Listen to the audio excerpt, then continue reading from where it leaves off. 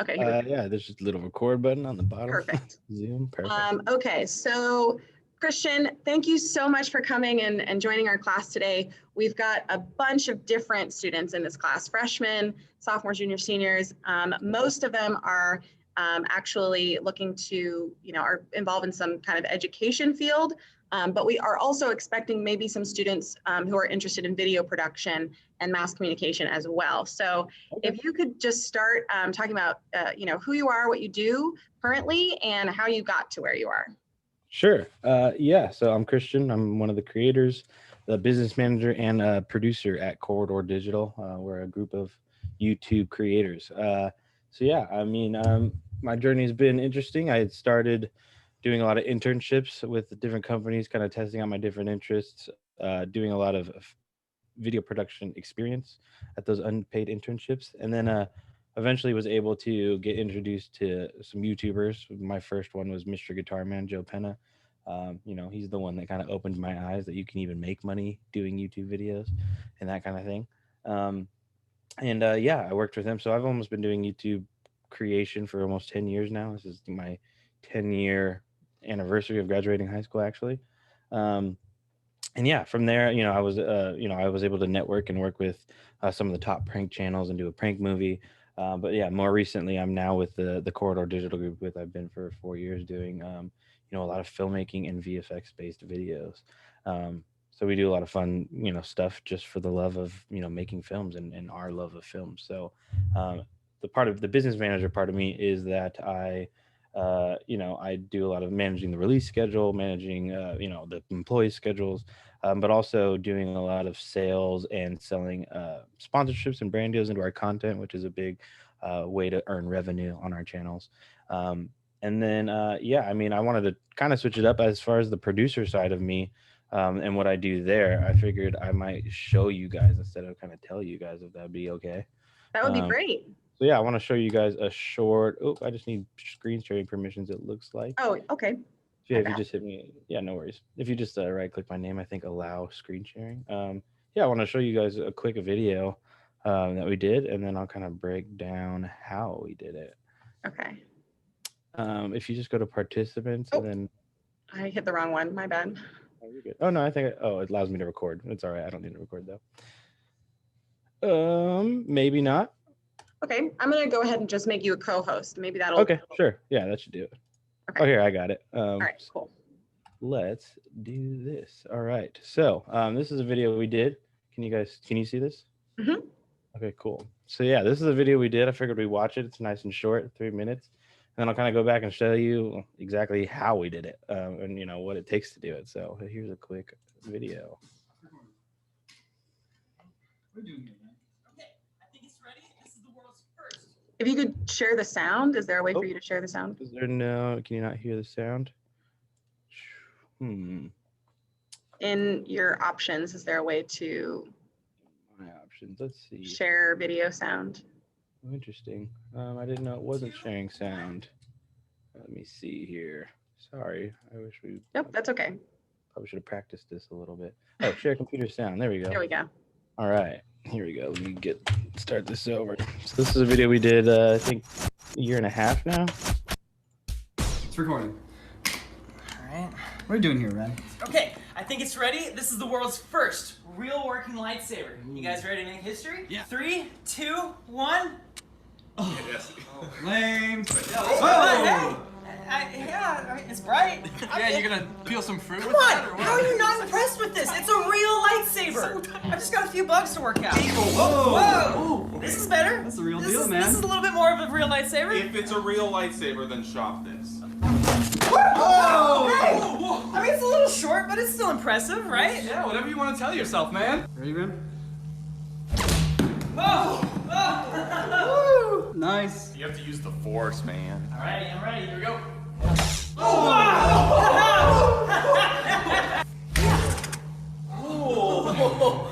Look at that. How long is it supposed to be? I mean, I think it's still a little short. Are you kidding me? It's long. No, it's fine. It's fine. No, look.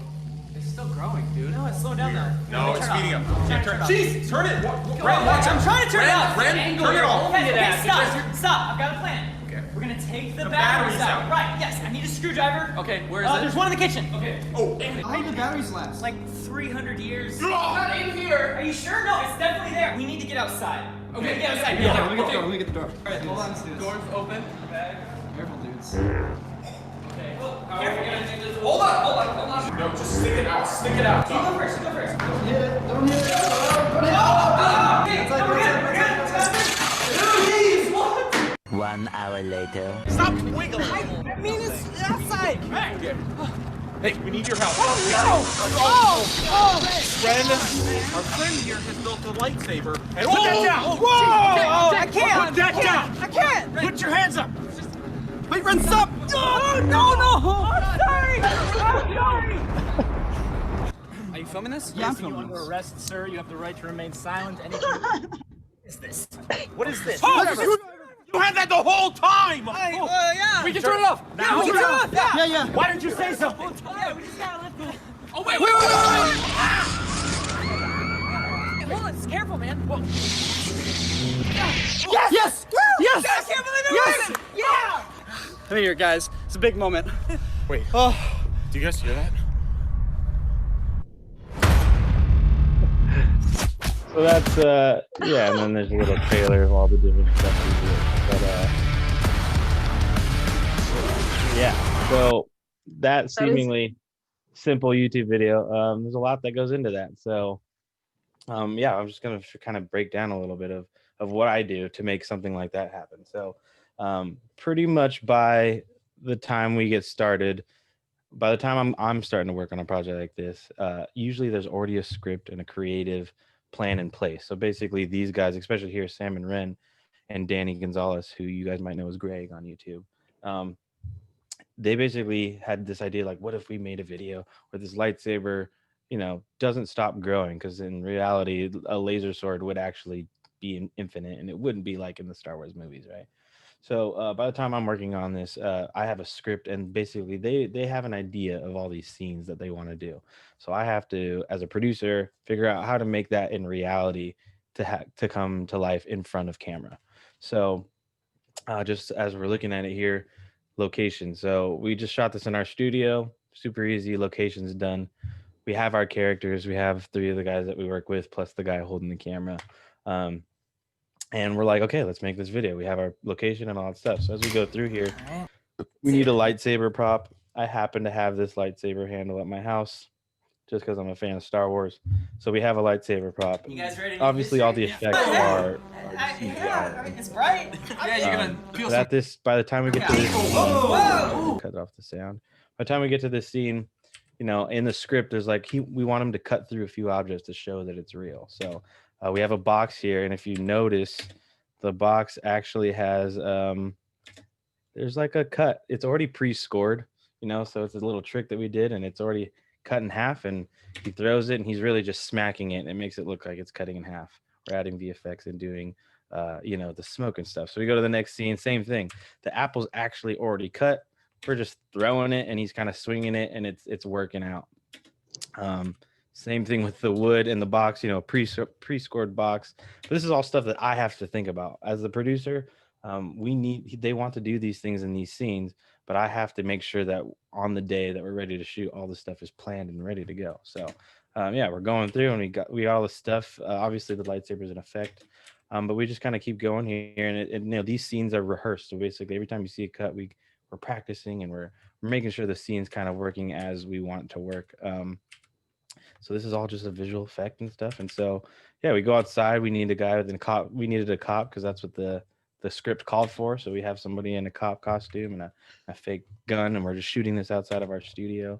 And yeah, when we play the scene out, obviously there's some visual effects going on, and we kind of have a lot of fun doing this. But I think ultimately is that this video was shot on an iPhone. We did this on purpose because we basically wanted to show our audiences and the world that you can make a high quality thing with the tools that you have in your pocket right now.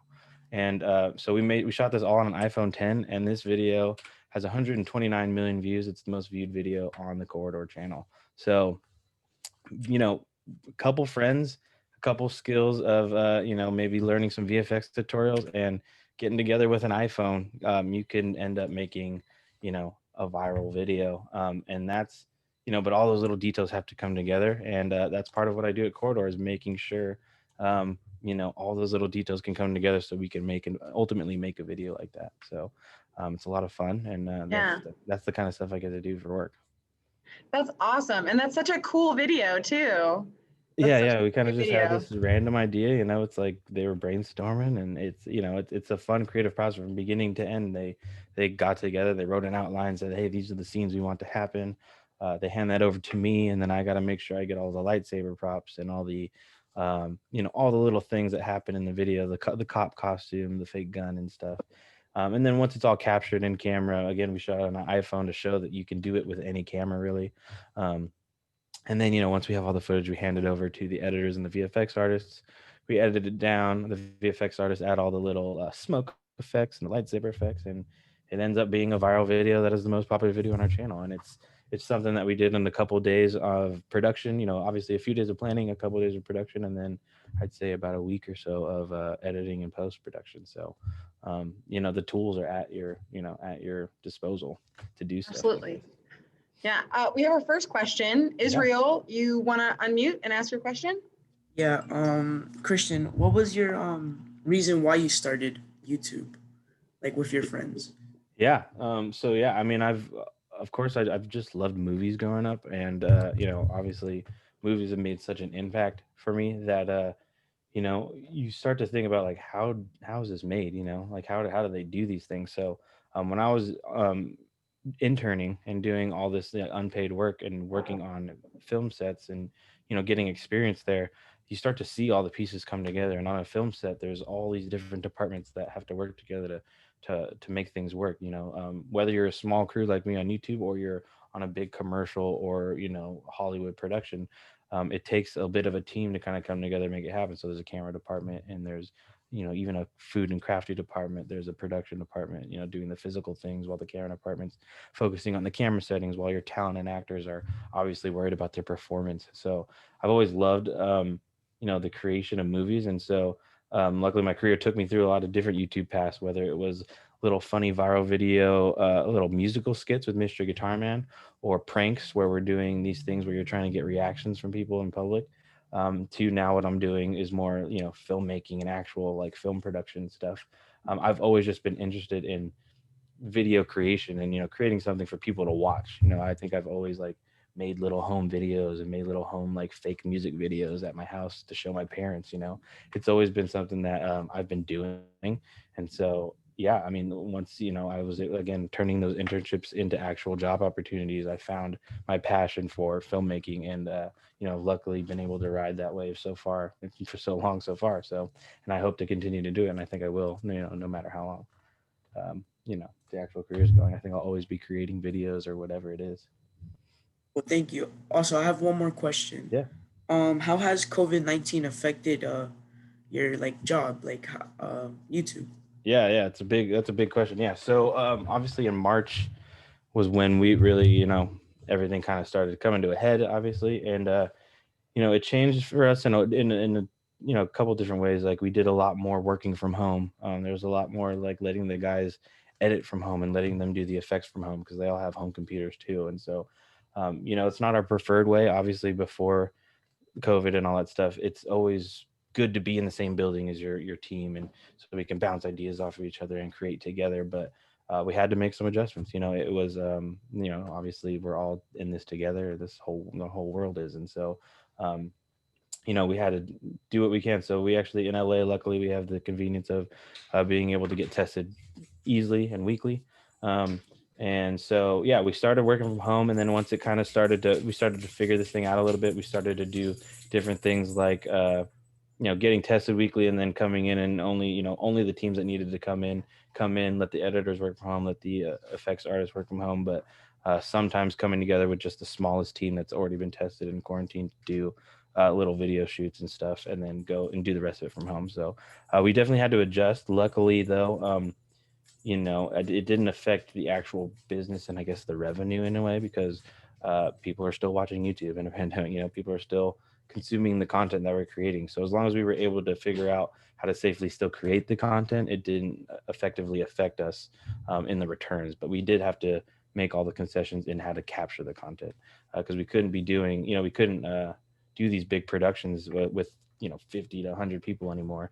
We'd have to like scale it back and maybe just have it with our crew and maybe not go on location because no locations are going there. We have to figure out how to film our videos in our studio.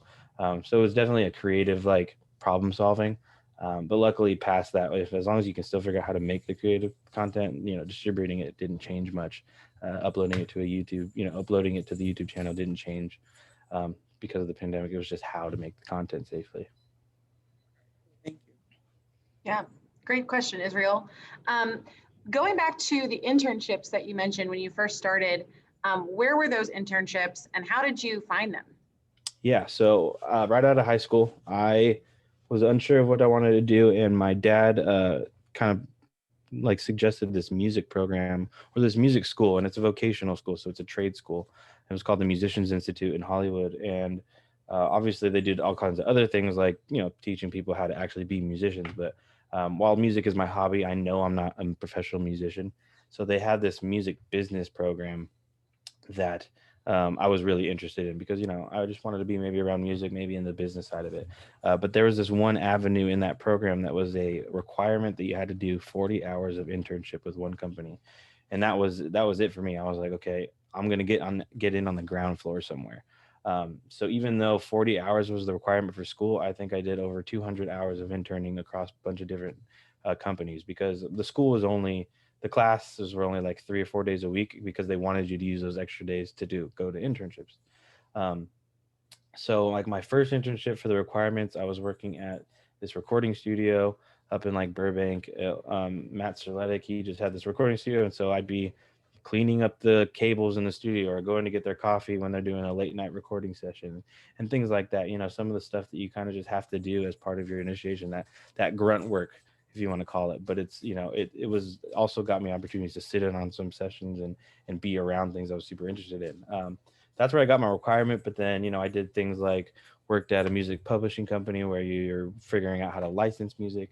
But ultimately, I landed at the Jonas Group, which was the Jonas Brothers management company at the time. So their dad and his partner had started this company where not only did they do music, but they managed a bunch of Disney stars and Disney talent to do commercials or whatever it was. So I ended up being under the new media marketing department head, where she was basically responsible for producing all these commercials, working in their talent. So she was doing campaigns with like AccuView contact lenses and pairing up talent like Joe Jonas or Allison Felix or Demi Lovato, and then like Quaker Chewy campaign with Nick Jonas. And so we're doing these like commercials for these brands and putting their talent in there. But and again, for the first like 6 months or something, I'm doing this free.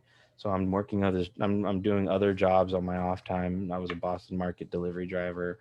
I worked at a mail room, like a private mailbox thing. But all this time, I'm getting to get on these video production sets and being on these big commercial productions, and just absorbing how it all works. There's an agency that's paying for it, and they want to make sure the commercial is doing right. We're the production company, so we're making sure the actual shoot's going right. So obviously, talent and their managers, there's a whole camera department, everything to make this thing happen. And so I just absorbed everything I could at that internship and learned everything about video production, because whether you're in the music business or in YouTube or in film, like video content gets made, and video production is the same, I guess, across the board. Whether you're doing videos for church, you're doing videos for YouTube, or it's all video production's all like one thing. So luckily, Betsy saw something in me, in my work ethic, and just in everything we were doing. She gave me a job. So I got to do that for another like 6 months or so before kind of her marketing budgets were up. But she basically used her own marketing budget to pay for me to keep working with her. So yeah, and turned that into the job. And then obviously that's what led into me having all this video production experience all of a sudden, and then getting introduced to YouTubers, who then introduced me to a whole new world of career paths. Because again, when I first met my first YouTuber, Mr. Guitar Man, didn't even know you could make a career or money off of YouTube. I just thought they were internet videos, and obviously it's grown and snowballed into a whole career from there. How have you managed to make a career? How do they make money from YouTube?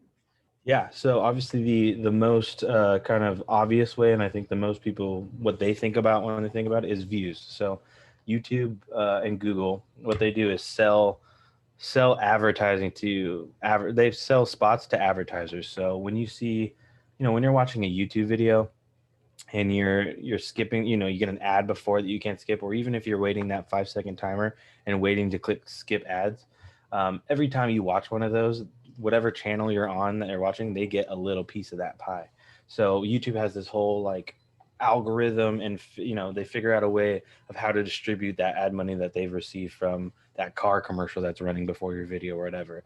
And so there's usually like a math equation, which is like a cost per view, which and it fluctuates depending on how much they're selling. But for example, there's a $10 per 1,000 views. So if you get 1,000 views in your videos, the video will, YouTube will pay you $10 for it. And obviously, the more you can compound, the more money you'll start getting. So that's the most like frequent and obvious way. Once you can start making videos and start getting views, you'll start to get a little bit of money. And sometimes when you start, it might be pennies on the dollar, but you're making money on YouTube.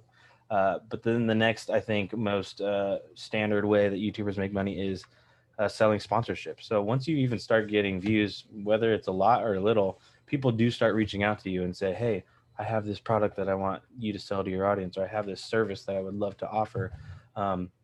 And you have the people, people are watching your channel. So how do we get our product in front of your audience?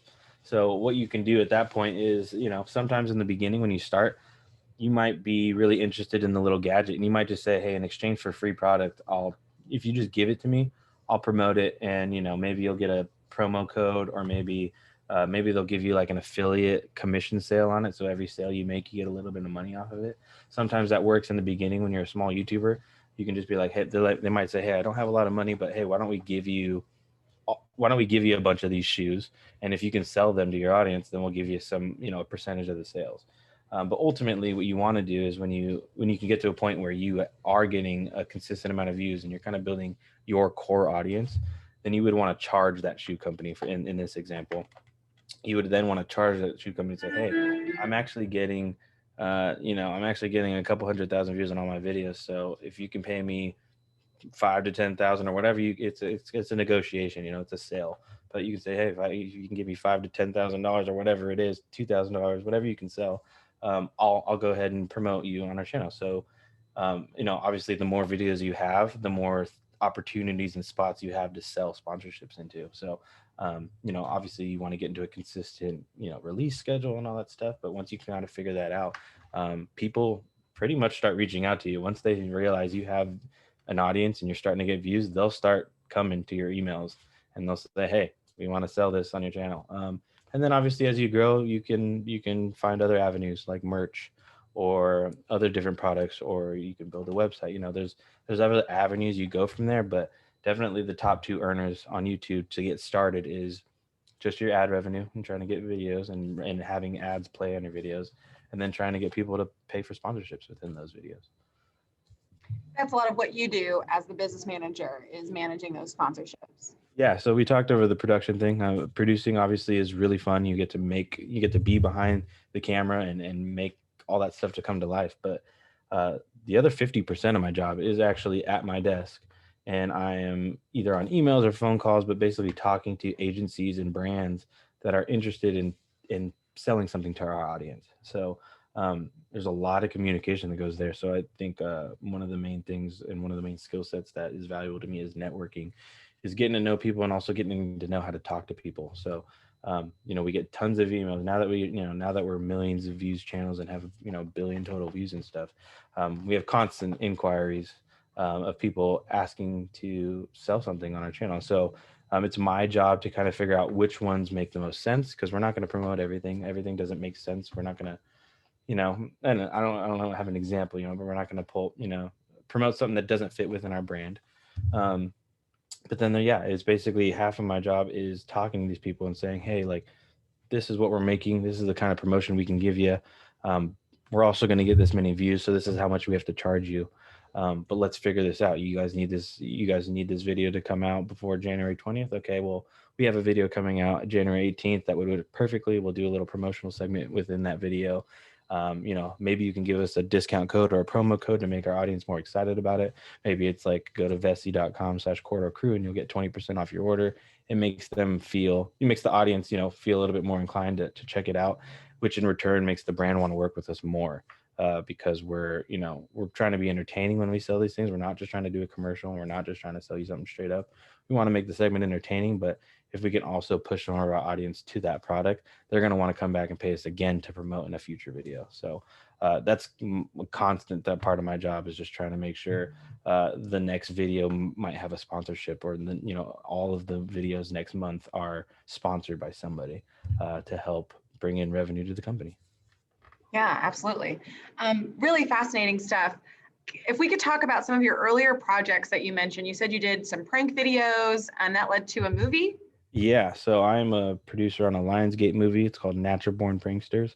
You can actually watch it on Netflix now. But yeah, back in the day when pranks were like the top of YouTube, I was behind the camera for a lot of those things. So if anybody's familiar with like Roman Atwood, FuzzyTube, Vitaly, all those guys, I was basically behind the cameras, behind all those videos that you've probably seen on YouTube. So I was their producer for a long time, and ultimately the management company that they were all signed to, who I also worked for, they saw the promise and they were like, hey, well, why don't we put these YouTubers together, these pranksters together, and make a movie? So the management company saw that promise and they decided to fund a movie between these three YouTubers, Roman, Vitaly, and Dennis Rody. And we went out and hired the guys that produced Bad Grandpa and Jackass. We said, hey, come on, we're going to make a movie. And we made this big prank movie. It was kind of like Bad Grandpa. It was like a little bit of like pranks versus like skits and funny stunts and stuff. And we made this movie kind of on our own with the backing of the company, and then that with the idea and the intention to go out and sell it. So we made this nice big trailer, and we went out to all the studios, and Lionsgate ultimately said, yeah, we love this, let's make it, or let's take it and release it. So Lionsgate took it on and they funded a movie tour. We went on a movie tour. I got to go to all over the US. Basically every city we went to, we did a big fan meetup. They got to meet us and meet the guys. We rented out a theater, so we actually watched the screening of the movie before we actually released it to all theaters publicly, and then did like an after Q&A, and we got to do that all over the US. And so definitely a highlight of my career, going on tour with the pranksters and having fun doing these screenings, because it was also really cool to see the fans in a theater reacting to the thing that we've been working on for the last 6 months creating, but also just hanging out with the guys and having fun, because they're also vloggers at the time. They were they weren't just pranksters. In between the viral pranks, they were basically daily vloggers. So we're out there on tour and they're making vlogs, and you're in them. Like if you go back on Roman and Vitaly's channel, I'm with them every day, so I'm in all those vlogs for a good chunk of time because they just vlog their daily life. And those are some of the best times ever. We got Lionsgate was flying us all over the place to do the tour, and it was it was really fun. But it was it was really a testament to what not even me, because obviously I've got in as producer, but what these pranksters had done on their own. What Roman and Vitaly especially, they built these audiences, and people love them and love their pranks and love their personalities from the vlogs, that it made for a successful movie. So it was a great time. I just want to take this moment to remind our students in the call, if you guys have a question, you can type it in the chat at any time, and we'll address it as we're talking here. So if you guys want to add in those questions, you can. If you want to ask your question verbally, just let me know before you unmute, so that way we don't have everybody talking at once. But continuing on, you guys want. Yeah, absolutely. This is your speaker, so let us know what you want to know.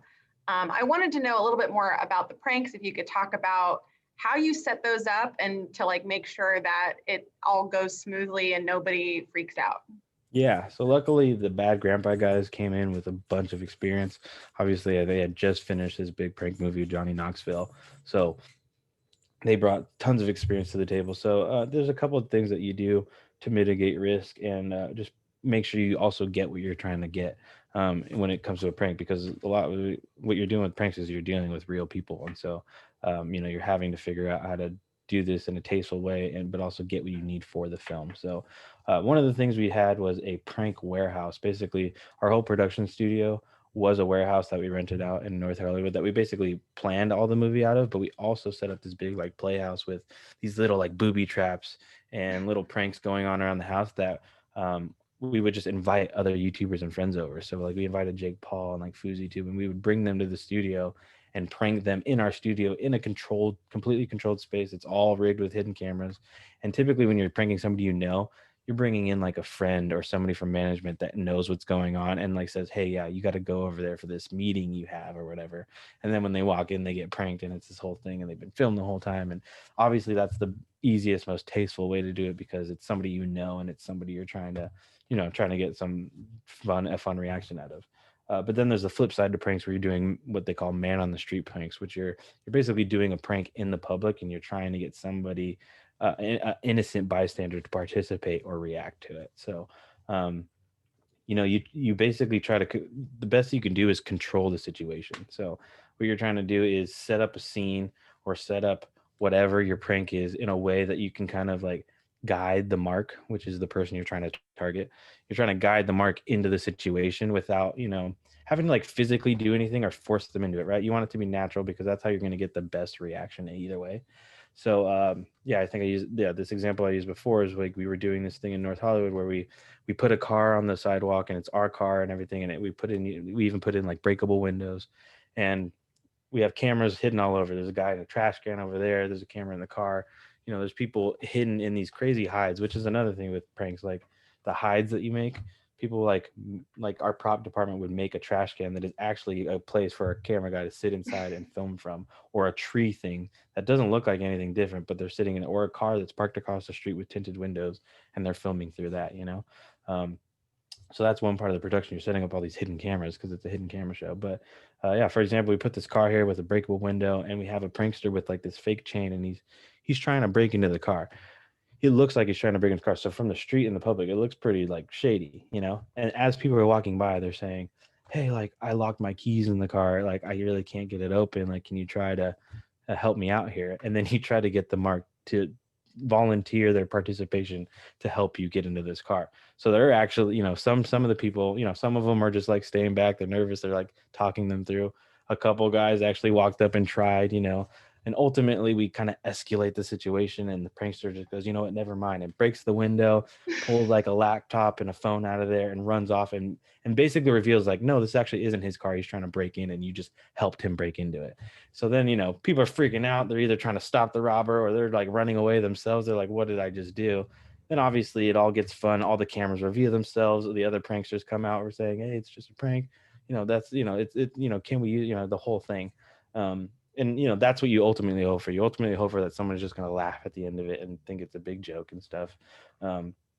And ultimately you want them to have a good experience, even though they just got pranked and maybe even a little embarrassed. But ultimately you want them to have a fun reaction and and them to be walking away with a fun experience that they just got roped into, really. But and then you have to do everything from getting their signature afterward, because you can't just put them on screen without asking. So you have to get a release form and stuff. That was for the movie.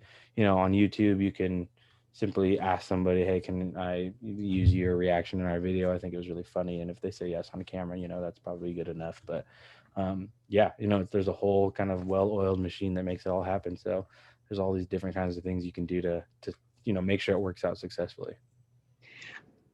When it comes to producing some of these videos and stuff like that, what are the most challenging parts of making that happen, making that come together?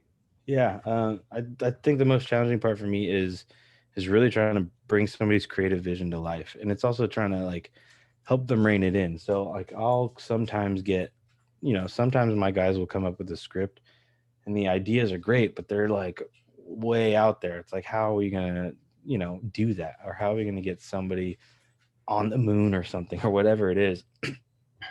So you have to either get creative how you do it, or you have to work with the creative people to say, hey, we have to make concessions, or we have to like dial this idea back in a way that's actually possible. So that's the most stressful part as me for the producers, the pre-production, all the planning, all the logistics, because it's easy to say and type up a script and say, starships and Star Wars is going to happen, and you're going to like, how are you going to do that if you don't have a VFX department or you don't have a high, top quality like CGI department, you know? So you have to figure out what works for your tool set and what team you have available or what budget you have available to bring on the team you have available. So it's a lot of problem solving. It's a lot of logistics and planning and problem solving to bring somebody's creative vision to reality and something you can actually capture in camera or, you know, through editing and stuff. So that's always the most stressful part. So what's really helpful is attention to detail, lists, you know, notes. I'm constantly taking notes. I constantly have spreadsheets for budgets or crew members for different shoots. And then just attention to detail, because you know, you don't want to miss a big thing in the script. Like if there's a prop that's very important to it and you forgot to bring it the day of, or you didn't plan for it, then, you know, it's something that slips through the crack, and then that's what your whole creative is based around. So as a producer, you got to, the less things you can have fall through the cracks, the less on the fly problem solving you have to figure out, and the more smoothly the production goes. So it's the hardest part is just making sure you have all your ducks in a row as a producer, and making sure you're prepared for the plan you have in place. Israel had another question. Go ahead, Okay. Israel. I know this is off topic, Christian, but Sure. I wanna ask you this. What do you think of today's school education? Oh man, that's the thing. I haven't been in school education in a very long time. This is actually my 10-year anniversary of graduating from high school. I graduated in 2010. So I wouldn't know if I'd be able to say the system now, but what I will say is that there are unlimited amount of resources out there for everybody right now. Like you can go, if you were interested in being a VFX or 3D artist, there are thousands and thousands of tutorials and YouTube channels and tutorial websites that can teach you how to do that. And then there's, you know, a handful of free programs you can start with to get started. Same thing with editing, same thing with, I mean, anything really. YouTube especially is a great resource to learn. So I think there's, you know, whether it's school or not, there's so many educational resources for you to specifically go pursue in an interest that you're into. So yeah, if you wanted to be an editor, you could download DaVinci Resolve or iMovie if you're on a Mac. Those are free programs. You don't have to spend any money. And then, you know, you can go and browse the millions and millions of YouTubes that are videos that are on YouTube and learn the basics and then start doing it yourself. And so all of a sudden, you know, without paying for anything, you're getting a free education in a skill that you're specifically interested in that can turn into a career path. So, you know, I think right now is the most exciting time, because I think all the resources are at everybody's fingertips, and all it takes is a little bit of drive and passion to want to do something to do it. So, you know, I think, you know, if you want to do something, I think now's the time. I think especially in this day and age, you can do whatever you want to do. All right, thank you. To piggyback off of Israel's question, you mentioned your mentor in the industry when you first started working with video production. But were there any people or moments when you were in high school that have, you know, helped you, you know, move on to your career now in video production? Yeah, absolutely. I mean, well, obviously my parents were a great one first. My parents were always supportive in anything I wanted to do. You know, when I was a freshman in high school, I actually thought I was going to be a professional football player. Yeah, like, you know, but that definitely wasn't going to happen. You know, that's a whole, you know, being a professional athlete is not an easy achievement. It's a very small percentage of people. And I definitely had the misconception that I was just going to make it happen, right?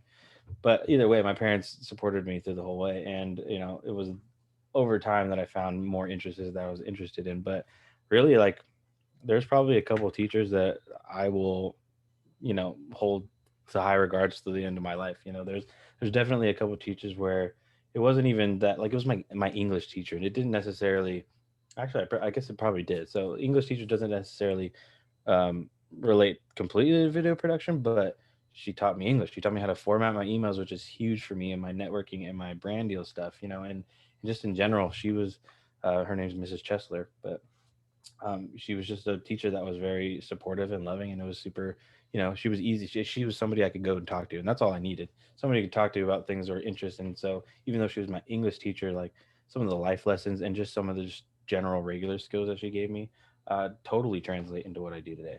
And yeah, there's all kinds of things. Like, I mean, even though I didn't end up becoming a football player, some of my football coaches pretty much instilled the discipline and work ethic that I easily carry into today. You know, those were hard days, and I didn't always like football practice, but the I guess the qualities that they instilled in me and just in worth ethic and determination. I still easily carry those things. So yeah, I mean, there's tons of adults that I looked up to, even when I was in that vocational school. Like they would bring in guest speakers, and I would happily just listen and also like ask them questions, because if I was interested in it, I wanted to learn more. So it's still up to you, that you have to kind of go and pursue and put yourself out there if you want to learn stuff or if you're interested in any particular thing. So. Yeah, absolutely. It's so interesting to hear that, your English teacher gave you these skills. So emailing and formatting those emails, do you find that brands will often, maybe feel less Sure. willing to work with you if you don't have professional writing skills? Well, yeah, I mean, I wouldn't even say professional like writing skills, but even me now, like, and I'm in the position where I'm the one getting dozens of emails. If somebody puts an email together that I can barely follow, it's really hard to want to reply to them or even, do anything. So, yeah, no, absolutely. Because one of the biggest skills in this industry is definitely networking. The connections you make and the people you talk to, whether that be over Twitter, Instagram, or Facebook these days, or in email, or obviously when COVID's all done in person, hopefully someday, the communication you have with these people is really important. So, I get dozens and dozens of emails every day of somebody just saying, "Hey, we came across your channel, and I want to get into a career of VFX now because of what you're doing," or "I want to be an editor or creator because of what you're doing." And what they're doing is writing a clear email, and they're just telling us that they either want to absorb information. Obviously, some of them throw their hat in the rings. They want a job because they've already been building these skills. But it's the same thing when I talk with brands. Like, if I don't clearly communicate what I need to communicate in an email, then it's going to be a terrible like working relationship, and they're not going to want to come back and work with me again. So being organized and being able to talk clearly and communicate clearly with people is a huge asset to have, because ultimately, the better you are at communication, the smoother the things are throughout the whole thing. And when you make things smooth for a client or somebody that's working for you or somebody you're doing a job for, when you make it a good experience and you make them leave feeling confident in the work that they brought you on for, they're going to want to call you back. And then you're going to, you could ultimately get ongoing work forever. If you can keep leaving good impressions on your previous, clients, and don't burn bridges, that's a big thing, you never know when you just shoot your shot and you throw an email out to somebody, if they're going to hit you up a year later or 6 months later, and you had no idea that you were going to ever get a reply, but all of a sudden the need is there and they come back to you, and that could be invaluable. But being able to communicate that and put your best foot forward is definitely a huge trait to have. Yeah, definitely. Chase has got a question. Go ahead, Chase. So, hey, Christian. So, What's up, Chase? for me, I really like visual effects. There was a time where I wanted to do visual effects. In fact, last year I had my own FFX, like a mold head, Okay. and I would just do special effects, makeup design with them. Do you do anything with that with your videos? Like, do you guys have certain people that you talk to for makeup and design, or is that just something that you say, you guys take care of this, and I'll take care of this, and then we'll just put it together? I got you. Yeah, Corridor. Luckily, we've worked over the years to build the team to have the different categories that we need. So yeah, there's definitely, out of the, I think we're at 14 people now. Out of the 14 people, there's definitely 3 of them that are like our VFX guys, right? So like when we have a video and we know that we're going to do VFX, those 3 are the people we go to and we communicate, say, hey, this is the effect we want to do. This is the thing, like, what do we need to get you what you need to make it happen, and things like that. But also with the makeup and stuff, like really with what we're doing and the videos that we're doing, we're not doing a whole lot of daily like makeup stuff. Like we did do a big Lord of the Rings fan film that was an official fan film, sponsored by WB and everything, a few years ago. So we did full Lord of the Rings orc costumes and makeup, and it was full on. But in that case, as a production company, when you have either a budget or you're trying to put together a video, you don't always need the roles to be full-time people at your company. So when we do have a big production and we are planning to do maybe a Lord of the Rings fan film, Part of what I do as a producer is I go out and I need to hire a makeup and artist team. So for that project, we'll bring them on to create all the costumes, apply all the costumes on set, do the whole thing. So that's a lot of what the film industry is, though. It is a big gig economy. Like, my situation is a little unique where I have a group of people that we get to work full time on everything together. But even then, we take the practices of Hollywood and other film productions. And when we do need makeup people, we'll hire a makeup team for that project and make them, because they specialize in that. That's what they do. And when they're not working with us, they're getting their own gigs doing makeup and costumes wherever else. And it's the same thing with any other aspect. We don't necessarily think we need an in-house music composer. Some of us have fun musical skills, and if we can, we'll work in the time to make our own music. But sometimes if we want an original composition, we'll hire a composer that we know that does basically music production for a living, and we'll hire them for the project to make a song for the video or something like that. So that is what the film industry is based on, is hiring people with the right skill set. So it's like, for us, we have a team where we have people with a bunch of different skill sets, but most film productions are, hey, we're going to hire you for this because we need a great makeup person. And then, for the next one, we might have this guy in house, but we need to hire another VFX artist because this one's really VFX heavy. So the film industry is run on people with their own skills, and the more skills you have and the more skills you can build and the more skills you can bring to the table, then that's just the more valuable you are. Because a lot of the guys here at Corridor, we do a little bit of everything. I'm not one of the main editors, but I can edit. I can put a video together and I can edit, but I'm not one of the guys that specializes in making sure we get one out weekly and all that stuff. And so, all of us are a little bit of a jack of all trades, but we each have like a specific category that we thrive in. But having the little bit of skills in each of the departments definitely helps overall, and especially when you're first trying to get a job in this industry, the more you can offer, the more valuable you are. Because if you're just an editor, but you can also maybe do some Photoshop and After Effects, VFX, it's gonna, you have more tools than maybe the other guy that is just an editor, and that'll make you more competitive in the job industry to get the gig. So I'd say the more you can do, the better. So I mean, you said you were VFX and then you wanted to do more makeup design. I wouldn't necessarily stop all the VFX stuff either. You can do both. You can build both skills, and then obviously, ultimately, you want to find the one that you're going to specialize in. But the more you know, the better off you are. Great question, Chase. You mentioned the Lord of the Rings fan film, and then you had another VFX artist react video with the VFX artist from Lord of the Rings. Yeah.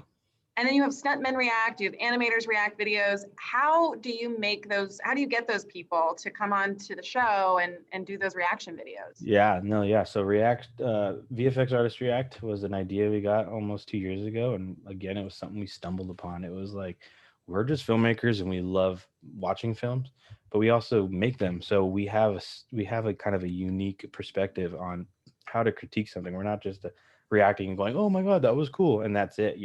We're a VFX artist, so we can actually comment. Or I'm not even a VFX artist, so we are specialized VFX artists actually have a unique trait where they can comment on TV shows, film, and say, hey, this is how it works. Maybe this is why it's really great, or this is why it's maybe how it could be better. So we just stumbled upon this format. It really popped off. People really liked our perspective, so we just kept doing it. And so we've been doing it.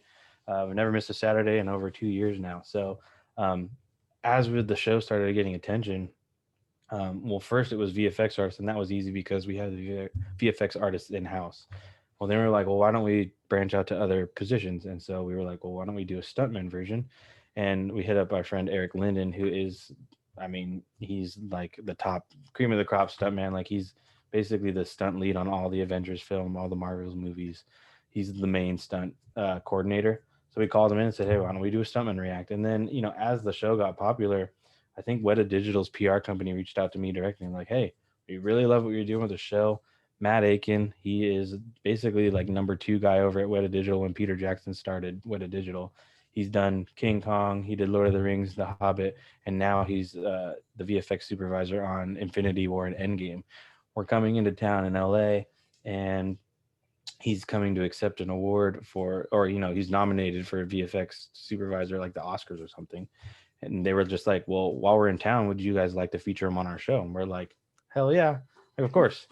So we had him in, and then it's, again, that's another part of my job that doesn't necessarily turn over into like immediate ad dollars or anything, but a lot of my job is to reach out to these people that we want to have on the show. So when we had the idea of Animators React, we had a couple people that we had in mind, and I reached out on Instagram and I was like, hey, and I have to do this whole pitch. I have to say, hey, we have this show. This is what we do. We'd love to have you on the guest.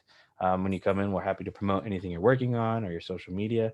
But the show itself, because of its success, has enabled us to get in touch with more and more people. So we just recently had the VFX supervisor for the show The Boys, which is like one of my favorite shows on Amazon Prime right now. Through Eric Linden, we had the Black Panther stuntman Guy De Silva, who's now just a friend of the studio. And, you know, I asked, so we've had Guy back time and time again, and then I'll ask Guy every once. I was like, hey, do you have any stuntmen that you'd recommend? You know, any guys with some chops that really, you know, would be good for the show, and he'll send me some recommendations. And then we still have like a dream list. Like our dream guest for Stuntman React is Jackie Chan. If we can get Jackie Chan on that show, like we'll have made it, you know. And we don't know if that's possible, but you know, it is. We still have a dream list. You know, there's still people that we would love to have on the show. Dennis Murin, I know, is one of the big VFX artists that people in the studio want to have on. So it is a lot of me. You know, we've reached out to Ray Park, which is Darth Maul from Star Wars, and that's how we got in touch with Lauren Mary Kim, who has basically been all the stunt woman, all the new Mandalorian episodes, and that's why we had her on. So again, it comes back to that networking thing of just reaching out and talking to whoever we know. So asking either Guy or other VFX artists we know how to put us in touch with the people we want to get in touch with. And sometimes even for me, like I'm saying, reach out to your favorite YouTuber. I'm doing the same thing. Sometimes I'm cold emailing or cold Instagram messaging like a stuntman that we really admire or a VFX artist that we admire, an animator we admire, and hopefully they reply. And if they don't, you know, we press on and we book the next person we can. But it's an ongoing thing of trying to get in touch with the right people and then, you know, scheduling them to come on and be on the show. What are some of those big differences that you see in Hollywood versus like smaller film production that you see on YouTube? Do you have to get stuntmen, or do you have to get, you know, like other actors for smaller YouTube productions? What's that difference like? Yeah, again, it's a creative process. Obviously, the whole thing is problem solving and coordination of how to make your video come to life. But I'd say the main difference is typically Hollywood sets are run easier, but because they have the budgets to bring on 100 plus people, and so obviously the more people you have on set, the more specialized you can get. You know, if you're on a big Hollywood production, you know, the prop master is only focusing on making the best props, you know, while the camera guy is only really worrying about touching the camera and filming through the camera. Whereas on YouTube, I might be making the prop and also locking down the location, and I might be thrown in to be talent in the background sometimes. You know, you're using the limited resources that you have to make what you're doing. But I think one of the positives on that end is that you get a little bit more creative freedom on YouTube. You know, typically in Hollywood, it's just a big machine. You know, obviously people are trying to get budgets to make their own films, but then there's also, you know, the big studios that are just saying, hey, we'll make the next Avengers film because we know it's going to be super successful. Whereas on YouTube, no one's really telling us what we have to make. You know, obviously we are learning our audience and we're constantly trying to make things that we know are entertaining and that we will resonate with the audience, but no one's telling us how to make our videos or what to make. So that's the kind of best thing about YouTube and small productions, because it does feel like, even though we are all at a company and we're working together, a lot of times it does feel like we're just friends hanging out, making fun videos that we're just interested in making, and using all our different skill sets to come together to do that. So yeah, it depends. For like a regular video, we're not going to go out and hire makeup artists just to make us look good on camera or stuntmen and stuff. But if we're going to do a commercial project or a Lord of the Rings fan film, then sure, we'll spend the extra money or get the extra budget from somebody else to bring on the right crew members to make this thing bigger.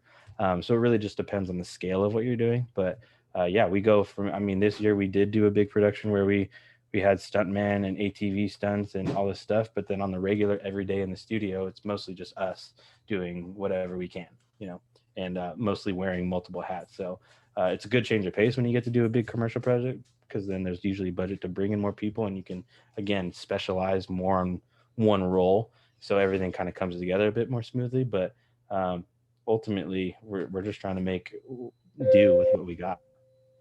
Yeah. I apologize for the sounds in the background. No worries.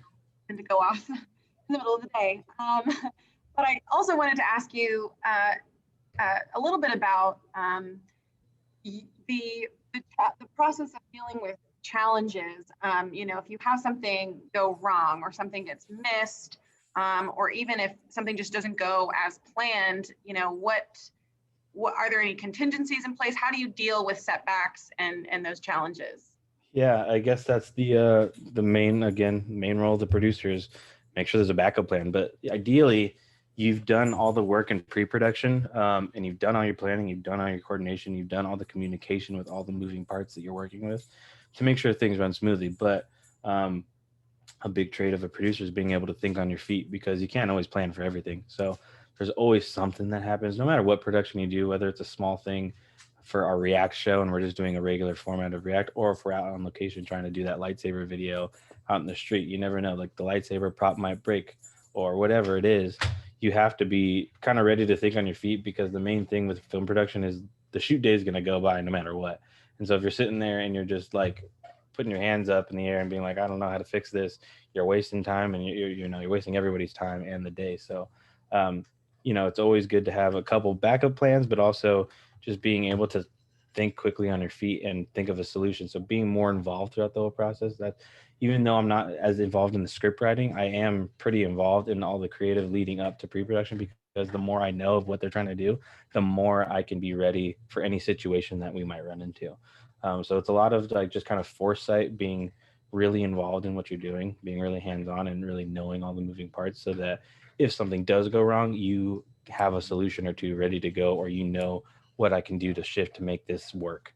Because that's what a lot of video production is. You can do all the planning you want, but things will go wrong, and so you have to just be ready to face them. And the more you're involved and the more you're thinking about that stuff, the more ready you'll be when that unexpected time comes.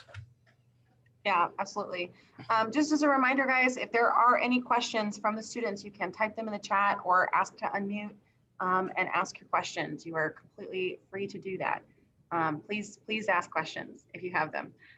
Additionally, I wanted to ask you about some of the technology that you use at your job and with Corridor Crew. They use like mocap suits. They're using like special cameras. Oh, yeah. What are your favorite pieces of technology to work with, and even software too? I use different film editing software for some of my videos. I know some of our students have different experience with different software. What are your preferred softwares and technologies? Yeah, got you. Yeah. So at Corridor, we use pretty much the Adobe suite.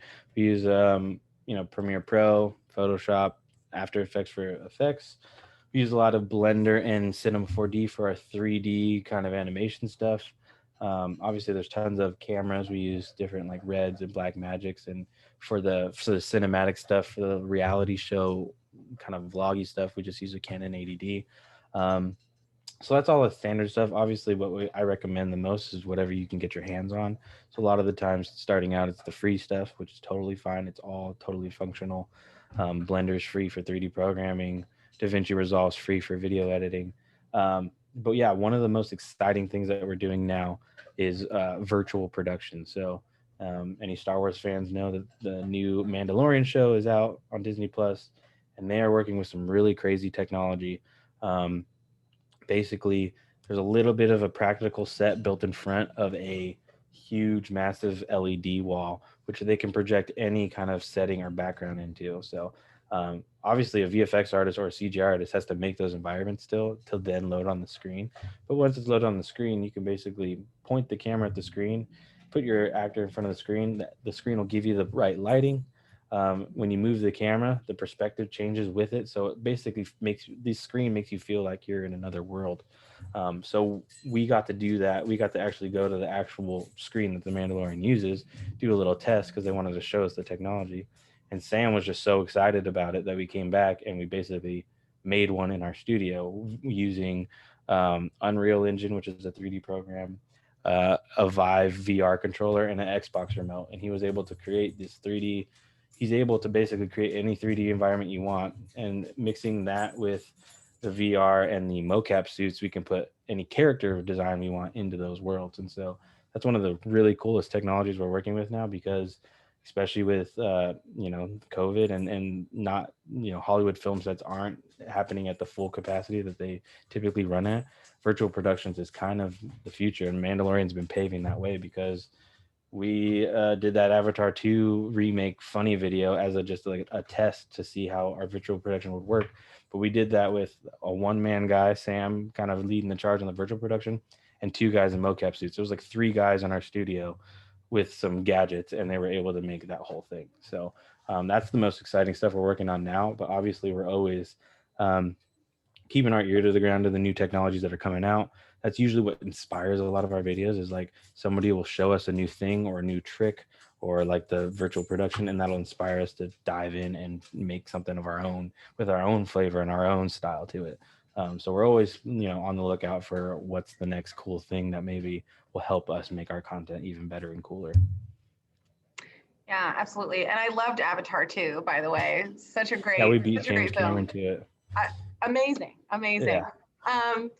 So if YouTube died tomorrow, or if you decided one day, woke up one day, I'm kind of sick of this YouTube thing, what would you be doing instead?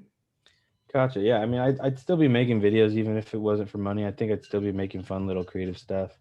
I would love to get more into music. I grew up around music. My dad's been in bands and worship teams and studio stuff my whole life, so I've grown up around instruments. So yeah, I mean, I'd be doing that. I mean, honestly, it's hard to say because I would hate for it to go away. Obviously, I'm glad I stumbled into this career, and I'm lucky that I'm fortunate enough to do it. But yeah, I mean, the thing is like ultimately it's a passion that became a career. So if I wasn't able to do it, where I'm at now, then I would still be trying to build my passions to hopefully find something in those, whether, because even if I wasn't the musician and doing my music production, I would maybe want to be a tour manager or a music business manager. I'm actually best friends with the artist Tori Kelly, so I used to do all of her tours and go on shows. So I'm familiar with being on music tours and being around instruments and doing all the tech for music. So I'd probably be doing something like that. But I think either way, like if I was on tour for a music thing, I think I'd still have a camera out and maybe making and documenting that process and stuff. So I think I'm always going to be a creative person. And so, yeah, I think if YouTube wasn't a thing, or if I wasn't doing it, then I'd be building my skill sets again and working into passions to hopefully find a new path. Because I think, it's the same with YouTube, but whatever you're doing, I think if you can create something that is going to become, the way you also make money, that's where you're going to be the happiest, I think.